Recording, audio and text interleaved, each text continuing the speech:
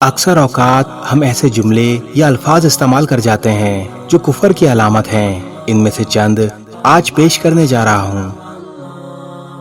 چند مشہور جملے جو ہم اکثر اوقات بولتے ہیں، ان کے جواب سن کر آپ حیران رہ جائیں گے۔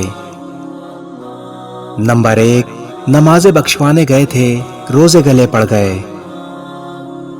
حدیث مبارکہ میں آتا ہے، جس نے رسول اللہ صلی اللہ علیہ وآلہ وسلم پر نازل شدہ دین کی کسی چیز کا یا اس کی جزا و سزا کا مذاق اڑایا، اس نے کفر کا ارتکاب کیا، چاہے اس نے یہ بات مذاق میں ہی کیوں نہ کہی ہو۔ نمبر 2، محبت اور جنگ میں سب کچھ جائز ہے۔ بالکل غلط۔ بحیثیت مسلمان ہمارے لیے محبت اور جنگ دونوں کی متعین حدود دین اسلام میں موجود ہیں، جن سے تجاوز کرنا جائز نہیں۔ نمبر 3، 900 چوہے کھا کر بلی حج کو چلی، یعنی ساری زندگی گناہوں میں گزاری، اب نیک ہونے کا کیا فائدہ؟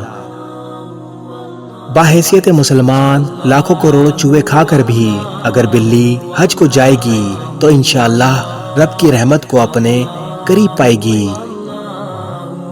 گویا کوئی شخص گناہوں سے کتنا ہی آلودہ کیوں نہ رہا ہو، اگر سچی توبہ کر کے پلٹ آنا چاہے تو مغفرت کا دروازہ کھلا ہے۔ ارشاد باری تعالیٰ ہے، جو شخص توبہ کرے، ایمان لائے، اچھے عمل کرے اور راہ راست پر گامزن رہے تو اسے میں یقیناً بہت زیادہ معاف کرنے والا ہوں۔ بلی حج کو چلی، یہ کہنا اسلام کی توہین ہے، اس لیے ایسا کوئی بھی جملہ جس سے اسلام و مسلمین کی تنقیص و تحقیر کا پہلو نکلتا ہو، اس سے گریز کریں۔ نمبر 4، آج کے دور کے مطابق دین میں تبدیلی وقت کی ضرورت ہے۔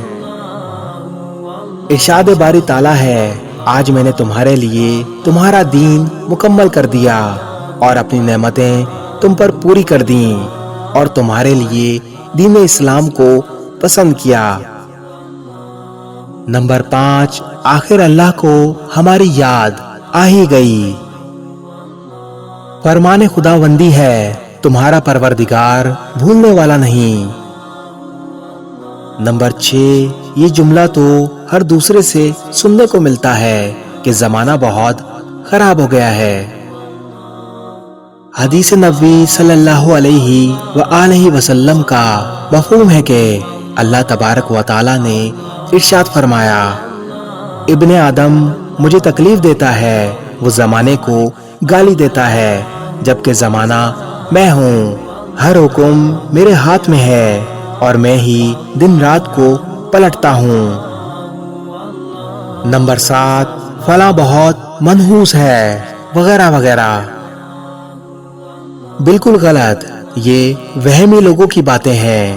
اسلام میں نحوست کا کوئی تصور نہیں ہے، یہ محض توہم پرستی ہے۔ حدیث شریف میں بدشگونی یعنی نحوست کے عقیدے کی تردید یعنی منع فرمایا گیا ہے۔ قرآن پاک میں ارشاد ہے، تجھے جو بھلائی ملتی ہے وہ اللہ کی طرف سے ہے اور جو برائی پہنچتی ہے وہ تیرے اپنے نفس کی طرف سے ہے۔ لہٰذا اپنا اپنا جائزہ لینے کی ضرورت ہے کہ ہم کون کون سے ایسے جملے بولتے رہتے ہیں۔ یہ جملے کتنے بھاری ہیں کہ اللہ تعالیٰ کی ناراضگی کا سبب بن رہے ہیں، ہماری آخرت تباہ ہو رہی ہے اور ہمیں علم ہی نہیں۔